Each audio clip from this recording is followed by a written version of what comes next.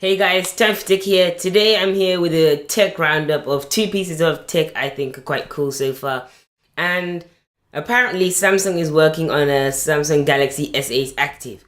So with the current Samsung Galaxy S8, it's quite fragile. It's got an all glass back, it's got curved edges, very fragile and not exactly ideal for taking out running or something like that where you can easily drop it and break it.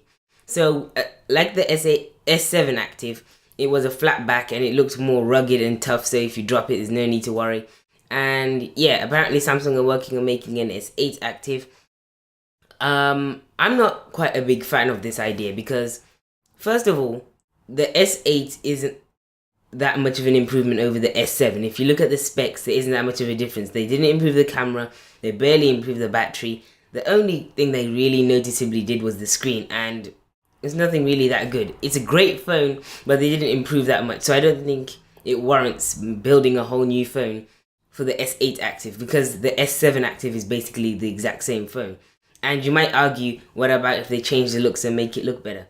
But if they're going to change the looks and make it look more curved, etc., then what's the point of having an active version? Because then it'll just break and be more fragile, and then that will just cancel out the point of having the S8 Active in the first place.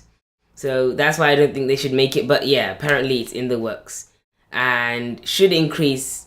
I think it should have a better battery life because with things like this, they're marketed to a more survival situation kind of thing, and you'll need a lot more battery life, more power saving features, that kind of thing. But yeah, we'll just have to wait to see if it comes about. Now, one thing that I thought was really cool is someone built his own iPhone 6s and it only cost $300 altogether. So the YouTube channel called Strange Parts asked a question where the host Scotty Allen traveled to China over a period of a few months and slowly collected the parts necessary to build the device. He says that he undertook the project after hearing the parts could be found out easily in Shenzhen in China. So he went along and did it. He has a video which I'll link in the description, which is over 20 minutes long, showing his journey from beginning to end, from tracking down cases to finding many different components. Some people might say it's quite easy, but it's actually not. There's so many parts into finding a smartphone. And it was quite interesting that he did it. Even though it took a few months and cost $300, it was still quite cool. It cost around half the iPhone 6s, just under half, which was quite cool.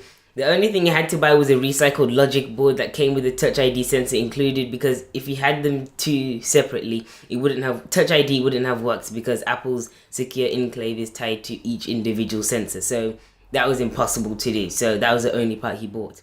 According to him, he wanted to build an iPhone 7, but it was too difficult to track down the parts used in the device.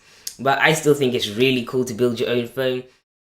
And it makes a good use of recycling because there are too many things that are going to be running out. So if more people started recycling their phone, even Apple, if you want an iPhone 7, hand in your 5C, get a £50 discount, $50 discount, whatever, and you get it cheaper. They recycle the plastic, the aluminium, all the other metals, the glass, and it's fine. Anyway, that's the end of the video. If you like the video, please leave a like and subscribe, and go to my Twitter to tell me what to make next.